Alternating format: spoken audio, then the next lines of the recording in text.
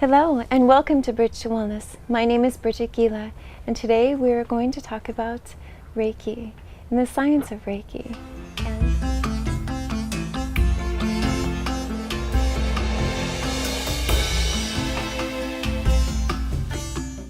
And I have a very special guest, Tamara Nakhjavani. Yeah. Thank you. Welcome. Thank again. you. Our second.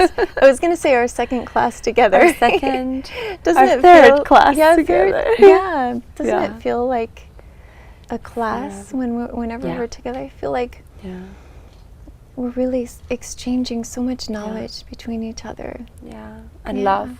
And oh my gosh, yes, and love, so much love. That's what Reiki is, right? Yeah.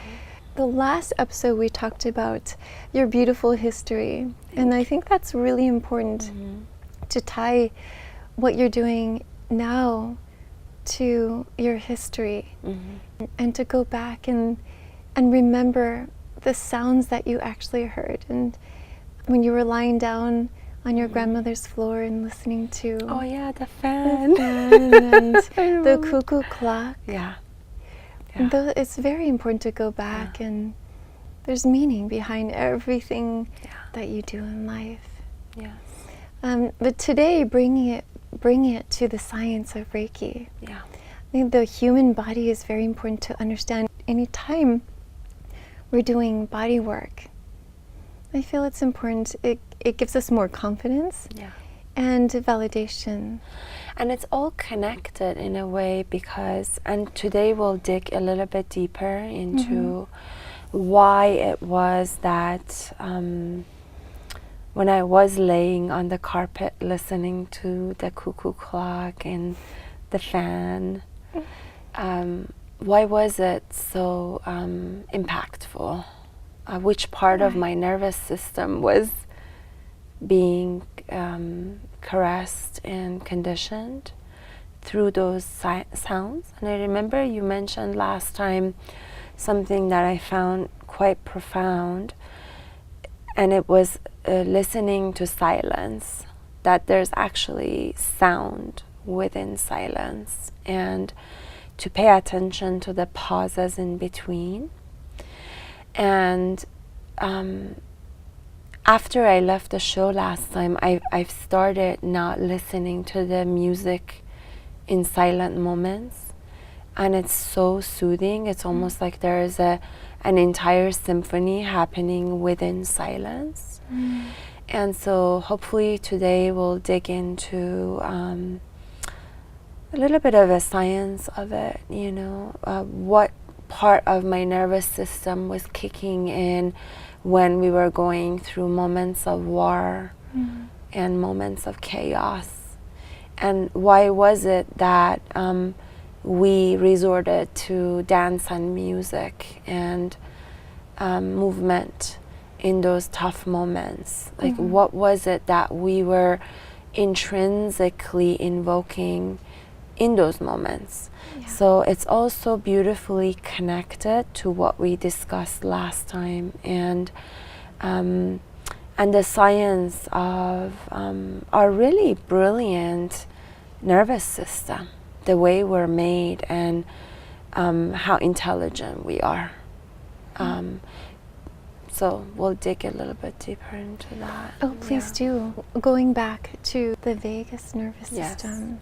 And that's the parasympathetic nervous system and the sympathetic nervous system.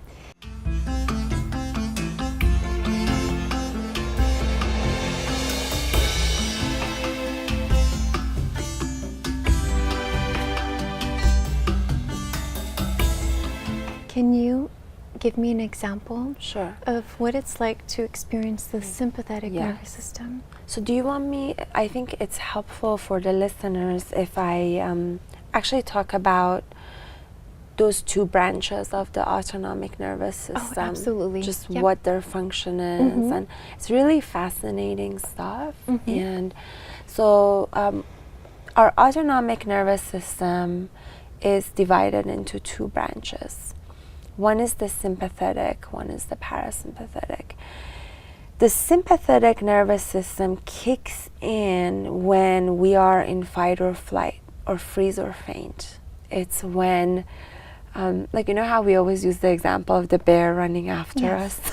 It's the best. Although I have no problem with bears, I love them, but it's the example of when there is stress.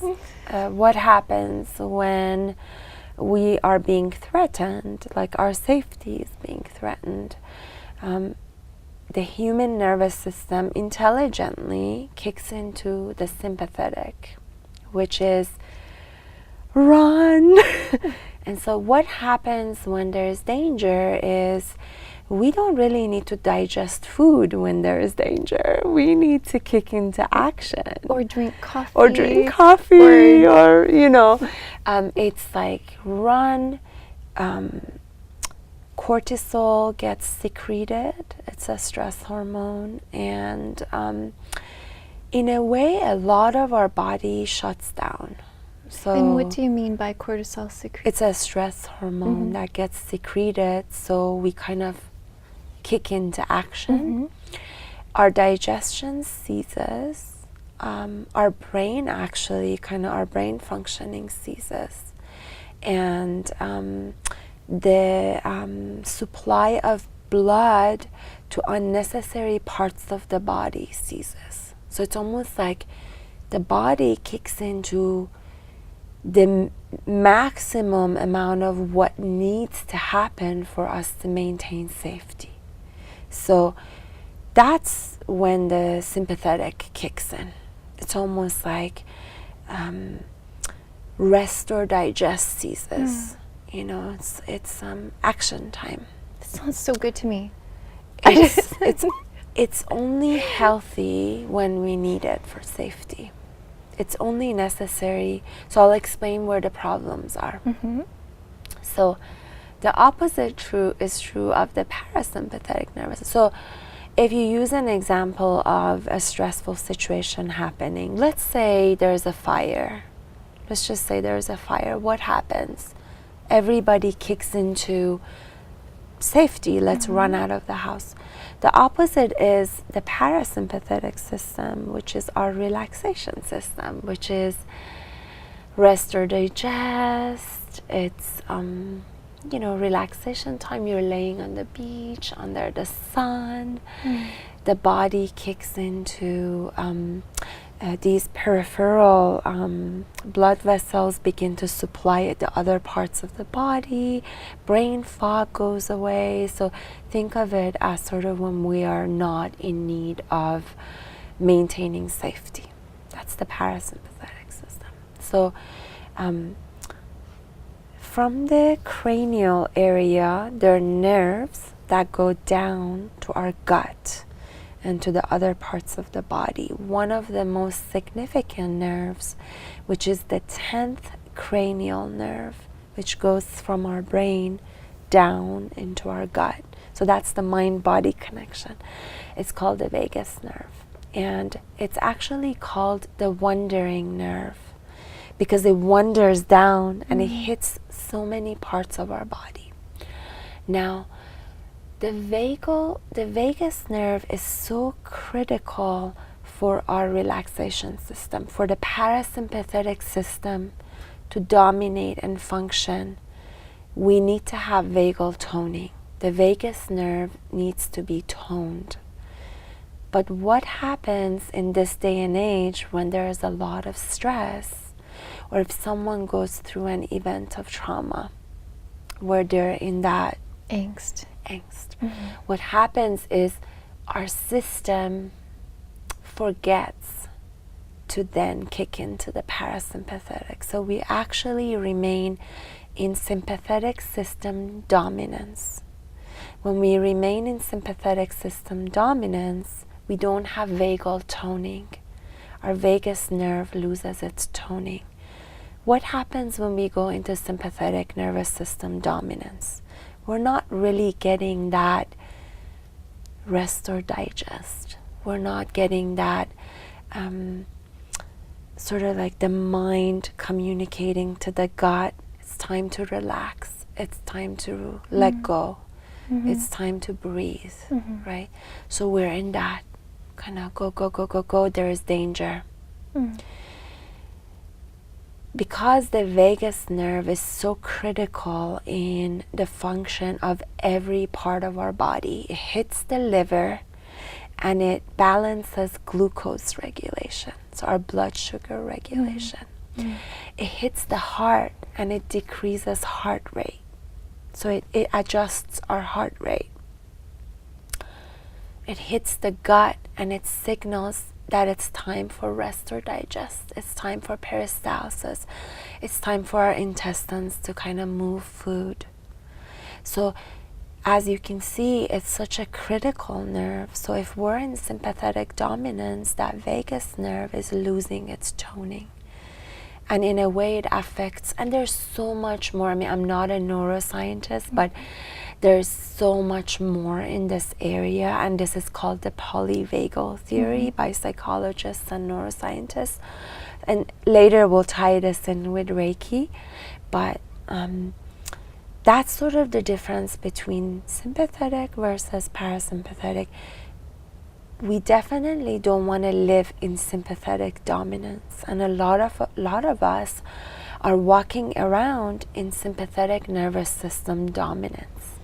Right. And so our system suffers, and our body is secreting these stress hormones in a continuous way, whereas we don't really need it. So if we're not in danger, we don't need to really remain in sympathetic dominance.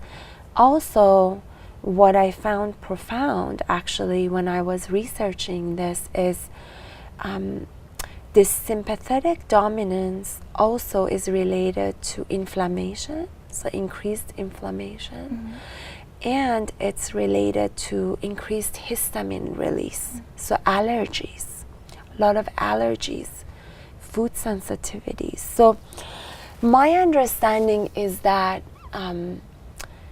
we would obviously we benefit from sympathetic dominance when there's danger, so we don't want to turn that part of our system off. Right, we'll need that. For example, when we need to get motivated in the morning, the alarm clocks goes off.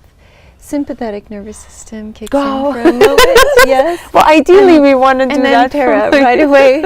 We seem to have that much control when we want to go into parasympathetic nervous system. Just click off the alarm, and then we go straight into parasympathetic nervous system. Ideally, I think one of the I want to call it. I'm looking for the right word. What I find is that in busy urban areas, a lot of industrialized busy urban areas, people are actually living in more sympathetic dominance, or when we've been through a lot of trauma, where our body kind of goes into that fight or flight or freeze or faint. So I'll share a personal story. Years ago, I was going to, have you ever heard of kinesiology? So I was going to a chiropractor who uses kinesiology, and he was muscle testing me, and consistently he came up with, you have inflammation in your system. And he's like, Tamara, are you stressed? And I just kept saying, no, like I'm happy and relaxed, and I'm kind of blissful, like I don't really feel any stress. But what happened was one day, and I need to find this graph that he gave me. He brought me this graph of, so I had lived many years of my life in trauma and stress. This is in my early, sort of like between 16 and 23. So what had happened was my adrenals kept firing. So I was more in sympathetic dominance then, and my adrenals just kept firing, and they kept producing cortisol, which is an inflammatory, it's a hormone that is connected with inflammation. So I think what had happened to me was, in a way, my system was still living in sympathetic dominance, even though I felt good. So my adrenals were they were still firing. So I started actually talking to my adrenal glands. So I don't know if you've ever done that, but I started telling them to calm down. And I said, look, like, the event of stress is over. You know, we don't need to be in fight or flight anymore. And I started getting jaw adjustments, so TMJ adjustments, because of the location of the vagus nerve, jaw adjustments, osteopathic, chiropractic, and body work affect vagal toning. So I started getting body work, and I started getting jaw adjustments, and I started talking to my system, just sort of saying, calm down, the event of trauma is over. And in a way, I coached my body into sort of more of a parasympathetic dominance, which is what we really want when there is no reason to go into fight or flight. So, and I'm still doing that to some degree. I'm still, when I get stressed, my jaw kicks into tension. And I know the vagal toning is sort of, my vagal toning is going off. So I start talking to my vagus nerve, and I start talking to my mind. And I talk about how there's no need to go into sort of sympathetic dominance. And so anyway, I think there is more to be talked about around the vagal toning. So maybe later on we can give our listeners some tips on how to increase vagal toning. Yeah. And of course, Reiki is a huge There's part. so much. Yeah. But I think that I'm going to piggyback on that. Very natural biofeedback. Yes. Natural, but when I'm doing body work, and for example, if I have a mom in the office and her children are on the other side of the door, and she could be so relaxed, Oh my God. so relaxed, and then she hears her children's voices, and then all of a sudden her shoulders tense up, That's and right. her neck and her jaws, and basically we need to start all over again. But I think it's really interesting. I think it's really good body awareness. It's a natural biofeedback. So when our shoulders are tensing up, who's really doing it? Yeah. Is it the person? Is it the circumstances away from us, or are we doing it? Who's tightening up the shoulder? Who's clenching the fist? Right. So as long as we're aware and we do that natural biofeedback, we can say, I understand. I know what's going on. I'll loosen up my jaw and my shoulder. Check in with ourselves first before we say it's the children or it's this person, or we have the tendency to do that at times. But if we have that awareness, we can begin to relax. As soon as it arises, we can kick in to that awareness, soften our body, take a deep breath in, and the vagus I'm getting nerve. very relaxed as you say. It's true.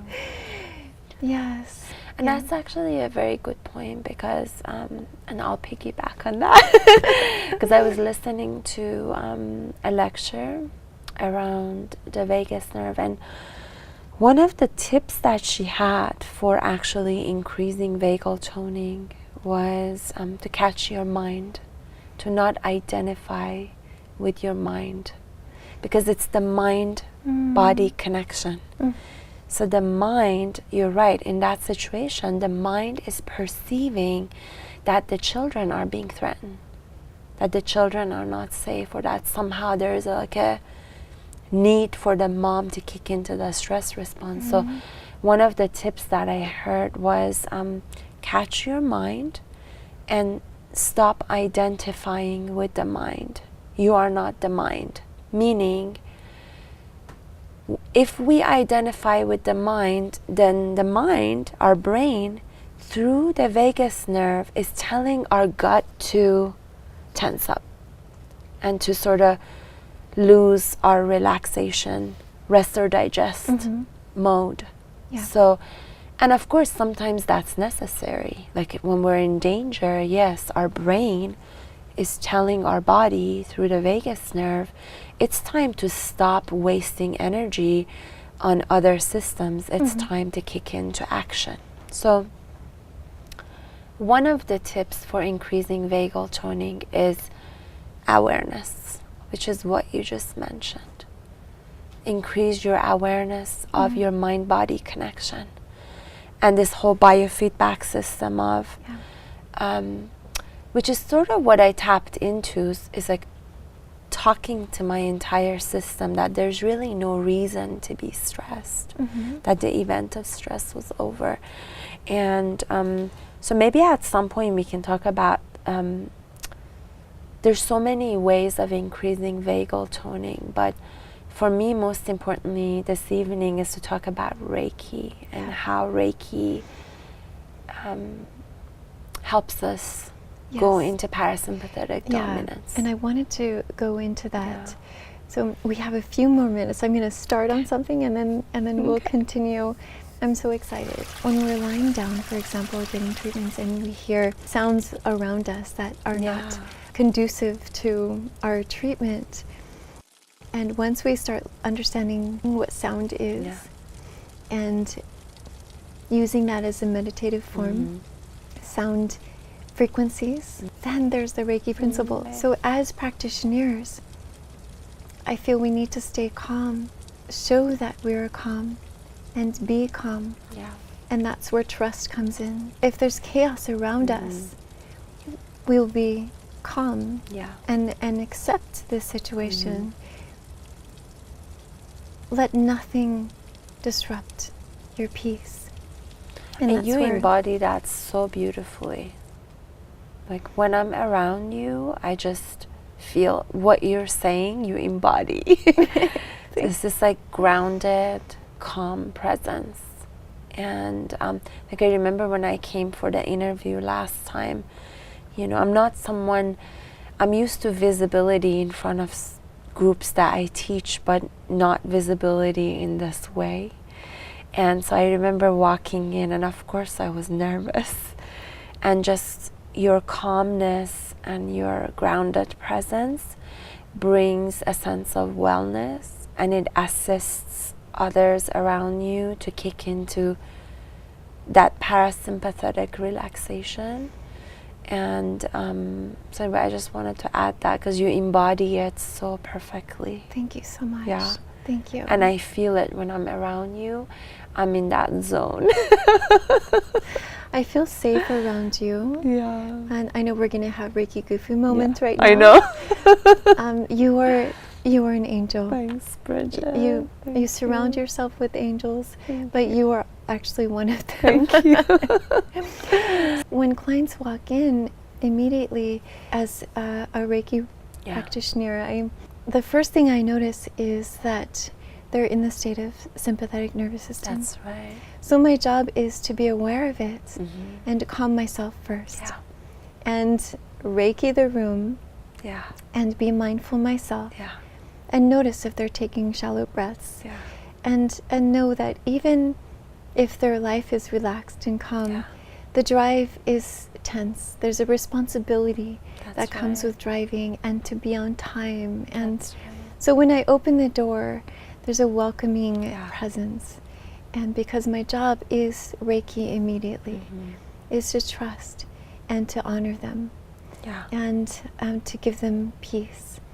They're coming to us. That's right. So that they can get to that parasympathetic. That's right. Yeah, so that they can be toned in that aspect. It's so true. I actually even experienced that with yoga. Like I've walked into yoga studios where the teacher is grounded and has set space, and they're just sitting there calmly, and you walk in and there's just the parasympathetic nervous system kicks in. There's a sense of calm and groundedness. And then I walked into yoga where the teacher is running late, or, you know, and it happens. Of course it happens. But there is such a big difference in receiving the clients and students from a more grounded, relaxed state. Yeah, it's very true. Yeah. I find it really important to be on time. Also learn to trust in my students as well. To trust that they've been taught to tone all aspects of the human personality, so that we are constantly pouring love into each other, and that continues to spread, and there's acceptance. And so when we carry the torch, we don't keep it ourselves. We teach wisdom, and then we pass it on, and they give it back to us. That's very true. And I feel like that's part of Reiki as well. Yeah, embodying the principles. And the principles are so simple, but they're so profound. Like, just for today, trust. It sounds very simple, but I think reminding ourselves every day when we wake up, just for today, trust. Just for today, accept. I mean, there's so much wisdom in these simple yet profound principles. Just for today, respect your elders, teachers, and neighbors, which is actually very much aligned with my Eastern upbringing. And I always, when I was little, I always thought about, why is it that my grandpa always sits at the, not from a place of obligation, but we always placed my grandpa at the head of the table. Not from a hierarchical place, but from a place of respect and sort of honoring the elders. And Can you hold that thought? Yes, yes. My parents, I love this. I'm going to continue. We're going to take a quick break. Talk about Yes. it. When I was your age, I was just like you, fascinated by stars.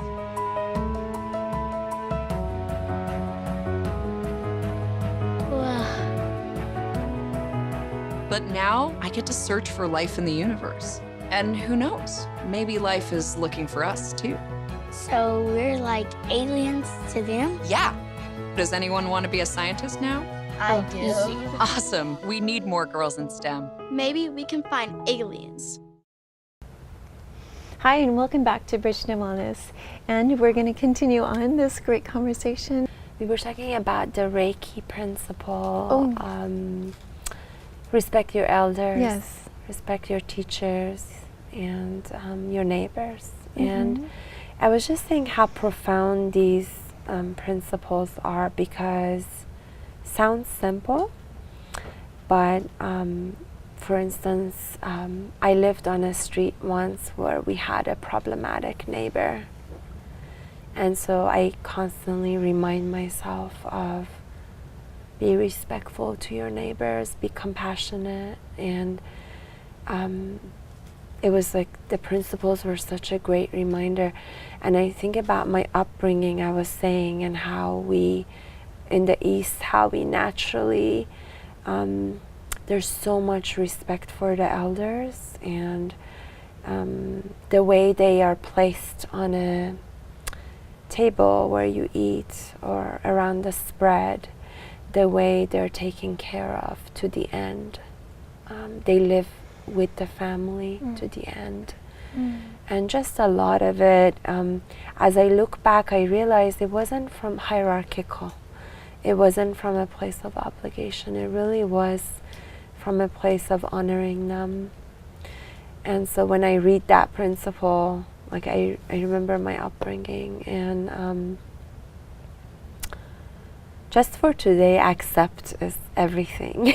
It's like what a lot of gurus talk about, right? Yeah. So it's just, I've been listening to The Power of Now by Eckhart Tolle a lot. That's been coming up a lot. I know, it's such an amazing, I have it on loop in the car. It ends and then it begins. It ends and it begins. It's such a great reminder of, I mean, I do consider him a modern prophet of some sort, and he just reminds me of the whole just for today, accept. You know, don't resist.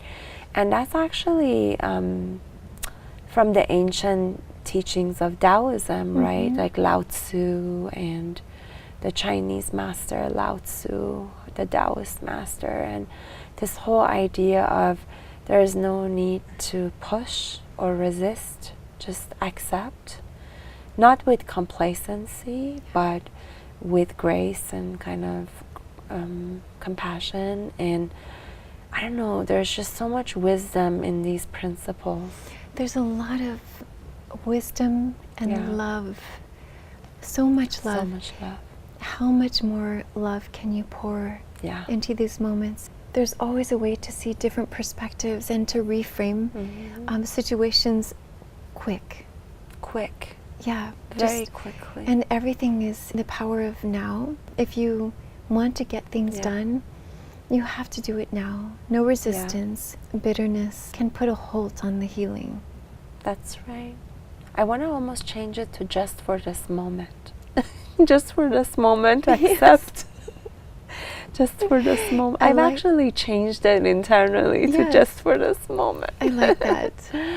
Moment But- by moment.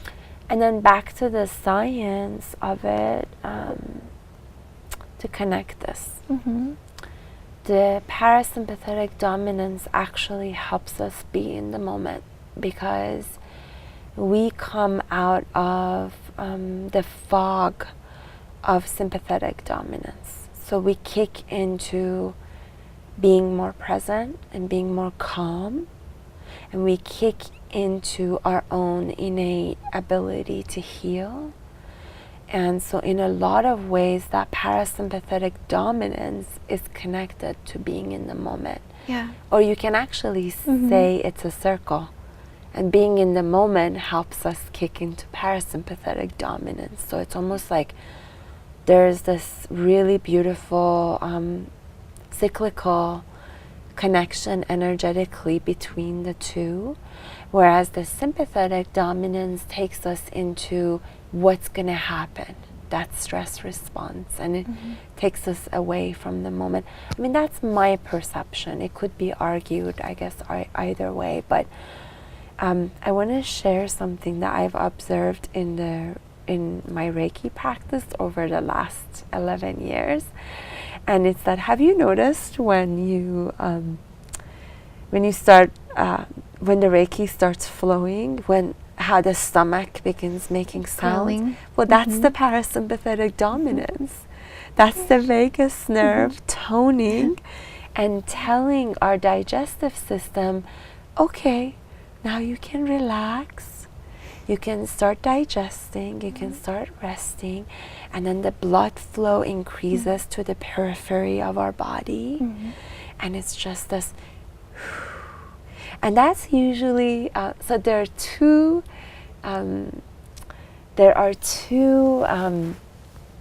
signs that tell me the client has kicked into relaxation. One is the stomach sounds. One is they start that trance state of snoring. Snoring. And then I'm like, okay, the client is in relaxation. You know? It's like, and what you mentioned, shallow breathing. So you notice the breath changes, right? It goes from to, and I want to tie that in with how important breath work is in helping us tone our vagus nerve. And diaphragmatic breathing, which is when you inhale, your belly rises like a Buddha belly, like an infant. And then you exhale long and slow out of the mouth. And that breath actually kicks us into parasympathetic dominance. So inhale, let the belly rise, and exhale, gentle and slow out of the mouth. So that's another cue during the Reiki session. The breath changes. Yes. And I love it. When those three things kick in, I'm like, okay, I'm doing Right. the Reiki is flowing, you know, this Yes, is I'm working. glad that you say that. Yeah. The breath is very Yeah. important, just to determine whether they're relaxing or not. Yeah, it's really You can tell important. if they're still in their mind. and or if they're in that parasympathetic Yeah. state, so relaxed, and the breathing slows down. For us too, right? Like I go about my day, and so it's time to pick up my daughter, run. I'm also extremely time conscious. I think in all the years I've been late once for pickup. Oh. And how many years has it been? Many years. And so, yeah, my system kicks into shallow breathing when I'm about to go pick up or there's traffic. And there are moments where listening to Power of Now really helps me, because it's like, there's nothing you can do. You're in traffic. It is what it is. Accept. Take deep breaths. Yeah. Start taking deep breaths. My system goes into that parasympathetic dominance. And I like adding on to that. Please. I really like the thought of, you are very intelligent. You know exactly what you're going to do. You know your family's going to be safe. That's right. Yeah. So when you kick that in also, and sometimes we forget that we're intelligent. Sometimes we forget that we actually know what we're doing. And then accepting if we're going to be late, that calmness needs to kick in.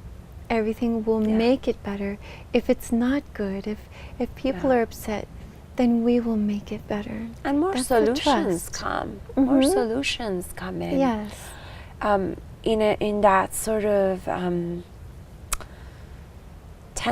state of tension, we might miss solutions. We might miss practical ways that would help our situation. You know, whereas from a calm state, you might take a detour. You know, so I think it's a better way, unless there's imminent danger. And yes, we do need to kick into fight or flight to save ourselves for survival, right? Right. But I also wanted to tie the vagal. So one of the ways that we can increase our vagal toning, we can kick into parasympathetic dominance, is through breath work. It's through that diaphragmatic breathing, that deep breathing. And one of the ways is to receive Reiki or to give Reiki. Because clinically, since we're talking about the science of this, clinically, Reiki has been shown to kick our system into parasympathetic dominance. So, and there are a lot of studies that I can reference, but there are a lot of studies where, and actually maybe I will mention some of them if this is a good time. Yeah, absolutely. So, I mean, there are many, and if the listeners are interested, they can always follow up, and we can always send them the list of the studies. But there was a study in 2001 where Reiki was given. So that's the study by Witt and Dundas in 2001, where Reiki practitioners gave Reiki for 20 minutes. There were 25 participants, and so they had a Reiki group, so practitioners that are attuned to Reiki. And actually we should talk about that too. And there was a sham Reiki group, which I find fascinating. And the sham group is where they're actually not attuned, but they're pretending that they're Reiki practitioners. I have a question about that too. I'm wondering if they even knew about Reiki. That's a great question. Yeah. I'm not sure. If they're pretending, the intention is still there. It's like trying not to see a pink elephant in the room. So if they're pretending to be a Reiki practitioner, something is happening. Well, except they're not attuned. Okay. So this is where like the profundity of all this for me is the difference when a practitioner is attuned versus not. Okay. Yeah. But we should talk about that's interesting. attunements. Yeah, that's fascinating. Yes. And for the listeners, we should explain this, which is the difference between Reiki practitioners and healing touch is that Reiki practitioners are attuned by a Reiki Master Teacher. And these attunements are rituals, right? What would you call them? They're just these procedures. Yeah. They're short, couple of Yes. minutes. And through this procedure that's been handed down through our Reiki lineage, we tune the practitioner into what we call the universal healing energy. I always use the analogy of a musical instrument. So we were born with notes, musical notes. We're like instruments. What happens when we tune the instruments? The music is stunning, right? Now the untuned instrument still produces music, but there's almost like an amplified connection that comes from the attunement. So I've always known the attunements make a difference. You've known that, but to see it through science is profound. Yes. So they used Reiki practitioners, sham Reiki, placebo, and a control group, and they found that Reiki is more effective than placebo, music, or meditation for inducing physical relaxation. So they found a difference in the level of physical relaxation. So that's just one study. I mean, there are so many.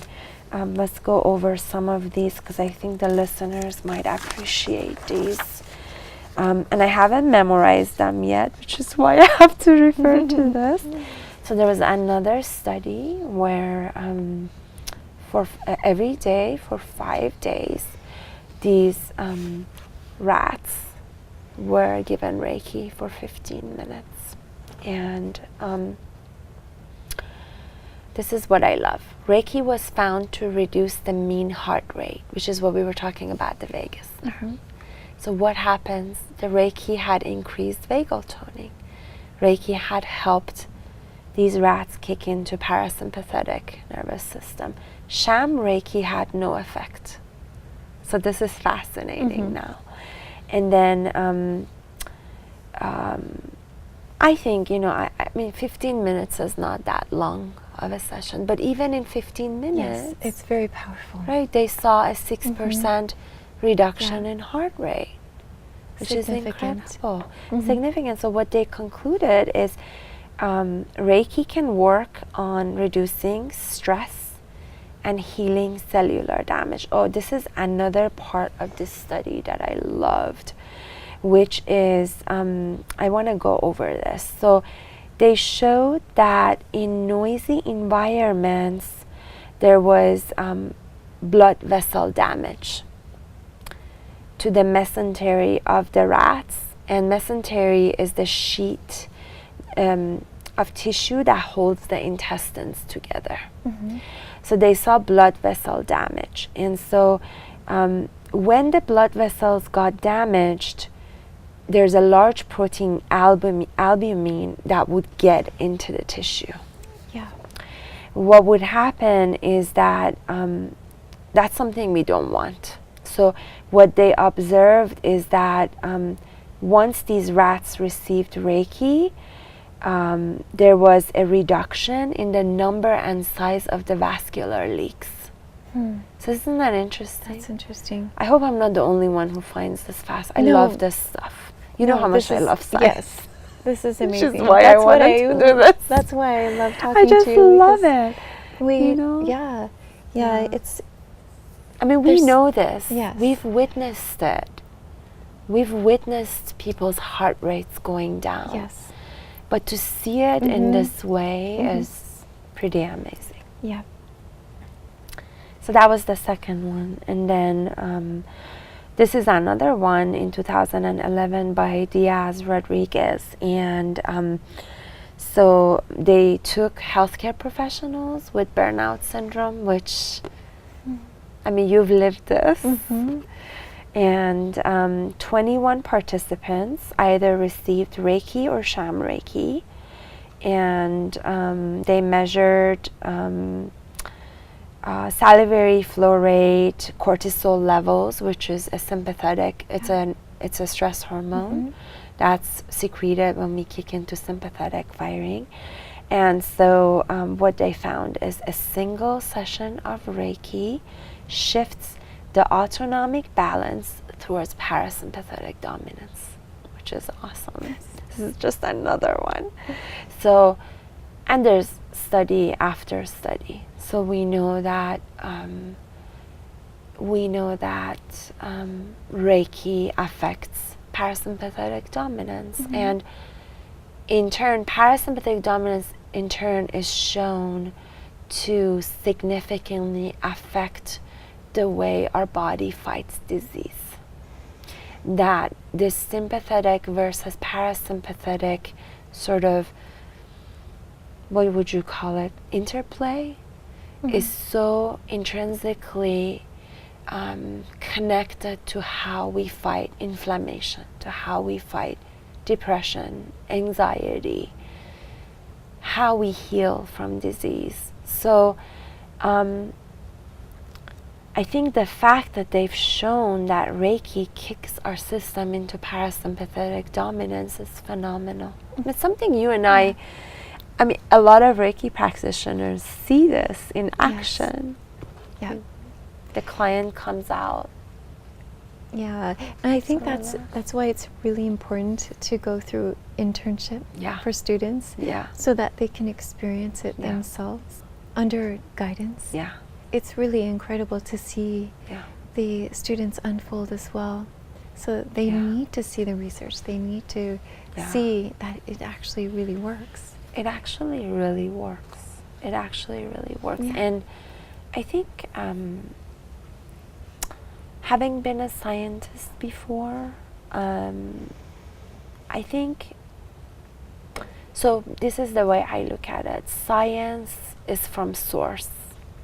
So source, universal healing energy is what we channel through Reiki. That same source gave us science. That same source gave us logic, intellect, the right side of the brain, the left side of the brain. Curiosity, analysis. And so for me, the marriage of the integration of science, the right and left brain, science and surrender, yin and yang, is so beautiful. And that's why I find it so exciting, because I know I've witnessed this in action for 11 years through my own self-healing and through witnessing so many clients and students experience a calmer lifestyle with Reiki. But why not also enjoy this aspect of it, you know, the science of it? Yes. So one day I hope to see more studies. I think we both do. Yeah.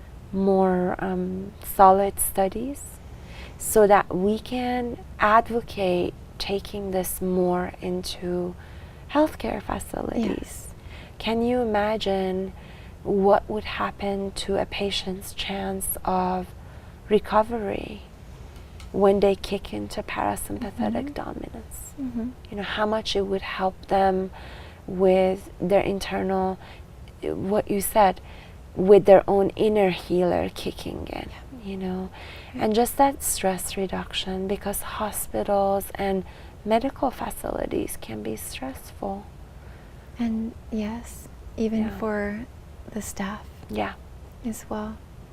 For everyone involved. Yes, everyone in the hospital. Yeah, for everyone involved. And I know you and I have talked about sort of teaming up and advocating to get this more into our healthcare system. Yes. I know there are some hospitals in the Bay Area that incorporate Reiki, but there's more room. There's certainly more room. Endless. Yeah. Every patient that walks in, including the staff members, including the MDs. The MDs. Yes, they all Yeah. need to get to that parasympathetic Yeah. nervous system, Yeah. to get to that state, because it's a stressful, it's very Can be very stressful. My dad is an MD, and I never forget, like, he's like, do you have any empirical evidence that Right. Reiki works? Remember I told you? Yes. And now I do.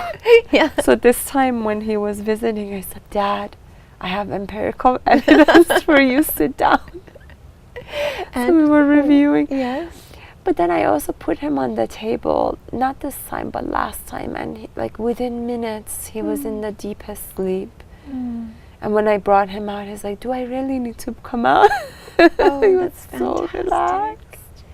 Yeah, so relaxed. And I love giving our children Reiki. Yeah. I think children are so receptive. And I love giving youth Reiki. So middle schoolers are our youth. And the energy just kicks in so quickly. Yeah. They come out, their eyes are sparkling. Yes. I You know. encourage that Yeah. a great deal for parents and guardians to always make sure that their children get body work in loving, in a loving space. Yeah, in a loving space. Yeah. I do experience that they don't need as much. When I work with the youth, Just minutes. just minutes. Yeah. Within minutes. Because they're pure already. They're less, I call it less restricted in their flow, because they've had less traumatic, I wouldn't call it, they've had less difficult situations maybe. Some more, but mostly they've had less circumstances that would impede the flow within their system, and so the energy just kicks in and flows quickly, and within minutes they're gone on my table. They're snoring. Yes.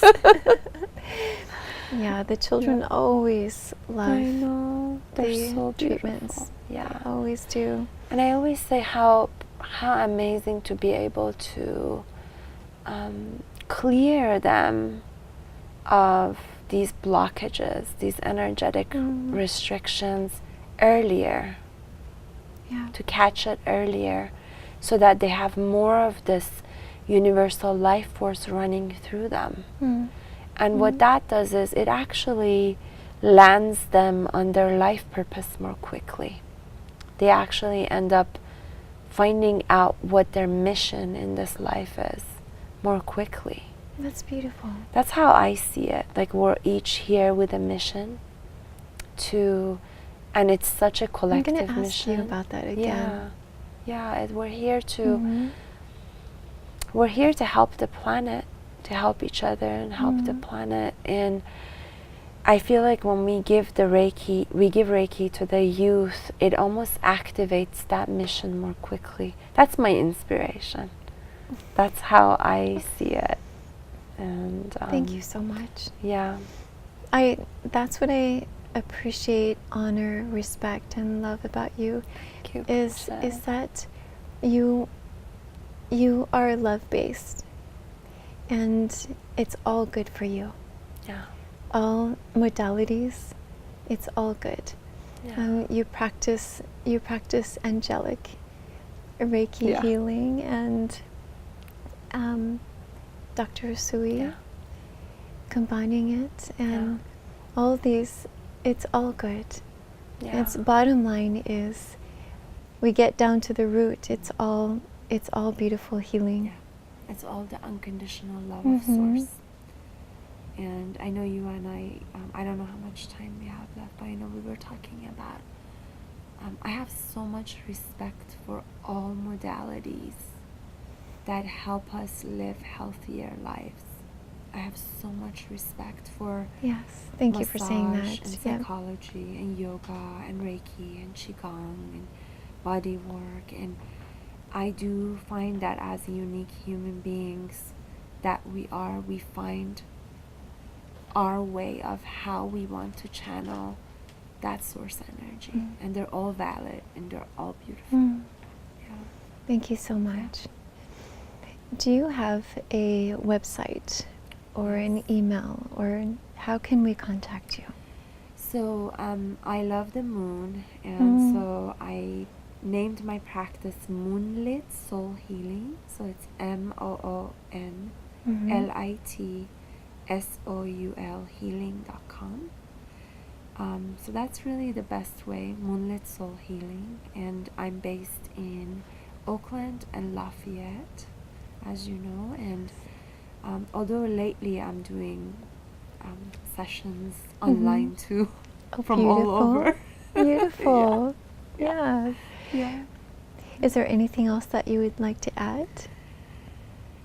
To thank you for this opportunity, and to be in your presence, in your healing presence, and to be able to share our passion in this collective way means a lot to me. Yes. Thank you. Yes. Thank you. You're welcome. And I'm so excited about your birthday, by the way. Thank A you. Reiki Yeah, birthday. me too. We're gonna have a Reiki birthday. Yes. Yeah. Yeah. Thank you so much. Thanks, Thank you. Bridget. Thank you. Thank you. Mhm.